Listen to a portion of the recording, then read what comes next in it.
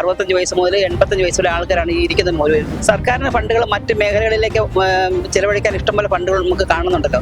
യൗവനം മുഴുവൻ ഇതിനു വേണ്ടി നമ്മൾ ചെലവഴിച്ച് കിട്ടും. അന്ന് ഞങ്ങൾക്ക് ജോലി ചെയ്യുന്ന സമയത്ത് ഞങ്ങൾക്കൊന്നും വേതനം കിട്ടിയിട്ടില്ല, കുറച്ച് മാത്രം, തുച്ഛമായി മാത്രമേ ഉള്ളൂ.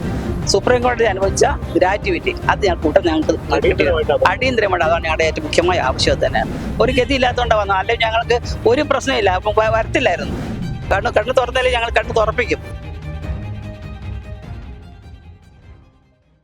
നമസ്കാരം.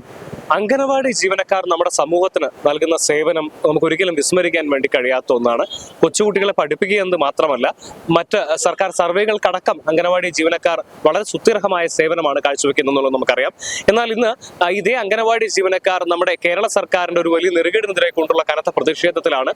തങ്ങളുടെ തടഞ്ഞു വെച്ച ഗ്രാറ്റുവിറ്റി അത് സുപ്രീം കോടതി അനുവദിച്ചിട്ട് പോലും ഇനിയും കേരള സർക്കാർ നടപ്പിലാക്കിയിട്ടില്ല, തങ്ങൾക്ക് അനുവദിച്ചിട്ടില്ല എന്നുള്ളത് ചൂണ്ടിക്കാണിച്ചുകൊണ്ട് അവർ നിരാഹാരമിരിക്കുകയാണ്. Retired anganwadi workers and helpers group in Kerala എന്ന സംഘടനയുടെ ആഭിമുഖ്യത്തിലാണ് ഇത്തരത്തിൽ അവർ കോഴിക്കോട് സിവിൽ സ്റ്റേഷന് മുൻപിൽ നിരാഹാര സത്യാഗ്രഹം ഇരിക്കുന്നത്.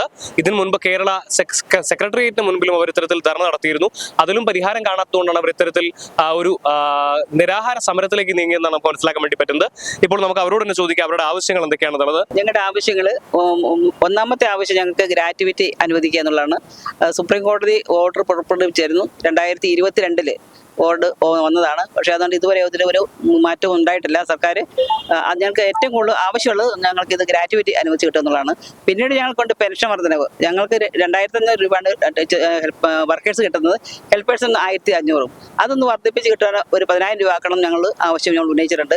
അതുപോലെ 2016 ശേഷം ലീവ് എടുത്ത കുറേ ടീച്ചർമാരുണ്ട്, അവർക്ക് ഇതുവരെ പെൻഷൻ ലഭിച്ചിട്ടില്ല, അതൊക്കെ തടഞ്ഞു വെച്ചിരിക്കുകയാണ്. അപ്പോൾ ഈ ആവശ്യങ്ങളാണ് ഞങ്ങൾക്ക് ആവശ്യമായിട്ട് വന്നിട്ടിരിക്കുന്നത്. അതുപോലെ ഏറ്റവും കൂടുതൽ ആവശ്യമുള്ളത് ഗ്രാറ്റുവിറ്റി ഞങ്ങൾക്ക് ഉടനെ ഞങ്ങൾക്ക് തന്നിരിക്കണം. ഞങ്ങളത് ഇനിയിപ്പോൾ ഇതൊരു സാമ്പിൾ വെടിക്കെട്ട് പോലെ ഞങ്ങൾ ഒന്ന് നിരാഹാരം തുടങ്ങിയിരിക്കുകയാണ്. നമുക്കറിയാമല്ലോ, 65 വയസ്സ് മുതൽ 85 വയസ്സുള്ള ആൾക്കാരാണ് ഈ ഇരിക്കുന്നത് മുഴുവനും.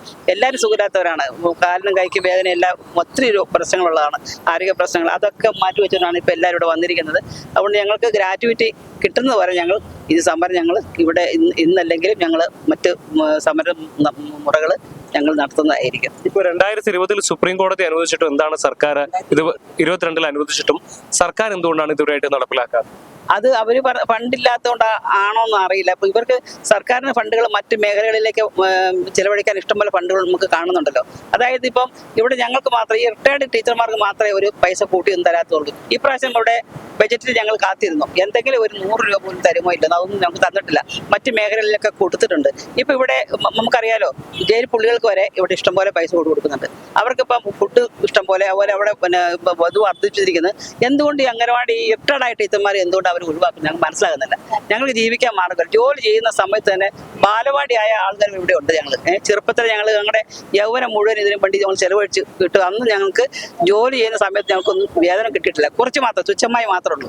അത് നായ്ക്കൾക്ക് കൊടുക്കുമ്പോൾ അല്പം കൊടുത്ത് കൂട്ടി ഞങ്ങൾ റിട്ടയർഡായപ്പോൾ 45 വർഷത്തിന് ശേഷം റിട്ടയർഡായപ്പോൾ 12,500 രൂപ കിട്ടിയിരിക്കുന്നത്.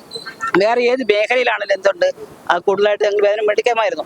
അതിൽ നിന്ന് അവർക്ക് ഞങ്ങൾ തന്നിരിക്കുന്നത് 2,500 രൂപ വർക്കർമാർക്കും 1,500 ഹെൽപ്പർമാർക്കും ഉണ്ട്. അപ്പം അത് ഒന്ന് വർദ്ധിപ്പിക്കണം. അത് നിങ്ങളുടെ ആവശ്യം തന്നെയാണ്, അത് ഒരിക്കലും ഞങ്ങൾ വിട്ടുകളയുന്നില്ല. പക്ഷേ ഇപ്പോൾ ഈ സ്പോട്ടിൽ ഞങ്ങൾക്ക് നിരാഹാരം നടത്താനുള്ള ആവശ്യം എന്ന് വെച്ചാൽ സുപ്രീം കോടതി അനുവദിച്ച ഗ്രാറ്റുവിറ്റി അത് ഞങ്ങൾക്ക് അടിയന്തരമായിട്ട്, അതാണ് ഞങ്ങളുടെ ഏറ്റവും മുഖ്യമായ ആവശ്യം തന്നെയാണ്. മന്ത്രിമാരെ സംസാരിച്ചിട്ടുണ്ട്.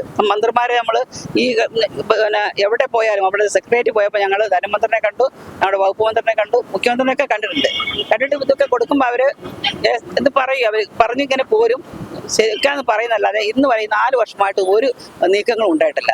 അത് കോർട്ട് ഓർഡർ വരെ ഉള്ളതാണ്. കോർട്ട് ഓർഡർ, ആ കോർട്ട് ഓർഡർ കോപ്പി ഞങ്ങൾ കൈകളിലേക്ക് എത്തുന്നതിനെ വളരെ കുറച്ച് നാളുകളുടെ ആയിട്ടുള്ളൂ. അതുവരെ അത് കോർട്ട് ഓർഡർ അവർ പുറത്തിറക്കാതിരിക്കുകയാണ്. അപ്പൊ അങ്ങനെയൊക്കെ തന്നെയാണ് ഇപ്പം പോകുന്നത്. അപ്പൊ ഞങ്ങൾക്ക് ആവശ്യങ്ങൾ ഇതാണ്. ഞങ്ങളുടെ ഗ്രാറ്റുവിറ്റി തന്ന് രോഗികളാണ് എല്ലാം കിടക്കുന്നത്. ഇപ്പൊ എഴുന്നേക്കാൻ പോലും പറ്റാത്ത അവസ്ഥയിലാണ്, എനിക്ക് എഴുന്നേക്കാൻ കഴിയുന്നില്ല. ഇപ്പൊ ഏതായാലും നമ്മൾ പങ്കെടുക്കാൻ വന്നാണല്ലോ, ഇനിയിപ്പോ ഞങ്ങൾ ഇത് തന്നെ പങ്കെടുത്തുകൊണ്ട് ഈ നിരാഹാരം. ഇത്രയും പ്രായമായില്ലേ, 65 വയസ്സൊക്കെ ആയ ആൾക്കാരാണ് എല്ലാവരും. 75 വയസ്സുള്ള ആൾക്കാരുണ്ട്, 75 വയസ്സുള്ള ആൾക്കാരുണ്ട്. അവരൊക്കെ എന്തിനു വേണ്ടി ഇവിടെ വന്നിരിക്കുന്നതെന്ന് അറിയാമോ? എന്തിനു വേണ്ടിയാ? അവർക്ക് വീട്ടിൽ ഒരു മാറിയില്ലാത്തതുകൊണ്ടാണ്, ഒരു ഗതി ഇല്ലാത്തതുകൊണ്ടാണ് വന്നത്. അല്ലെങ്കിൽ ഞങ്ങൾക്ക് ഒരു പ്രശ്നമില്ല, അപ്പം വരത്തില്ലായിരുന്നു. ഈ പരിപാടിക്ക് വേണ്ടി വയറും കഴിഞ്ഞ് ഇപ്പൊ ഗുളികകൾ കഴിക്കുന്ന ഇഷ്ടംപോലെ ടീച്ചർമാരുണ്ട്, ഗുളിക ക്യാൻസർ ഉള്ള ആൾക്കാരുണ്ട്, എല്ലാവരും ഒക്കെ വന്നിട്ടുണ്ട്. ഇവിടെ രോഗികളെല്ലാം വന്നിട്ടുണ്ട്. ആ ഗുളികകൾ കഴിച്ച് ഭക്ഷണം കഴിക്കാതിരിക്കുമ്പോൾ നമുക്കറിയാലോ എന്തൊക്കെ അവസ്ഥ വരും നമുക്ക് പറയാൻ പറ്റത്തില്ല, എന്തൊക്കെ സംഭവിക്കുന്നത് പറയാൻ പറ്റത്തില്ല. രാവിലെ വരുന്ന ആൾക്കാർ ഛർദ്ദിച്ച് ഒക്കെ വന്നവരുണ്ടെന്ന് പറഞ്ഞു, പ്രഷർ കൂടിയിട്ടൊക്കെ. അങ്ങനെ ഒരു അവസ്ഥയാണ് ഞങ്ങൾക്ക്. സർക്കാർ കണ്ണു തുറക്കുന്നുള്ള പ്രതീക്ഷ തന്നെയാണ്. ആ പ്രതീക്ഷയുണ്ട്. കണ്ണു തുറന്നാലേ ഞങ്ങൾ കണ്ണു തുറപ്പിക്കും. ഇത്ര പ്രായമുള്ള ആൾക്കാർ ഇങ്ങനെ നിരാഹാരം എടുക്കാന്ന് ഒന്ന് പറയുമ്പോൾ എല്ലാവർക്കും അമ്മമാരും പെങ്ങന്മാരുള്ളതല്ല, ഈ സർക്കാരിന് അവർക്കുണ്ടല്ലോ അമ്മമാരുണ്ടല്ലോ, അവർ പട്ടിണി ഇരുന്നിട്ട് ഇങ്ങനെ വരയെന്ന് കാണുമ്പോൾ ഈ മനുഷ്യത്വമുള്ള ആരാണേലും ഒരു കണ്ണു തുറക്കുമെന്നാണ് ഞങ്ങളുടെ പ്രതീക്ഷ.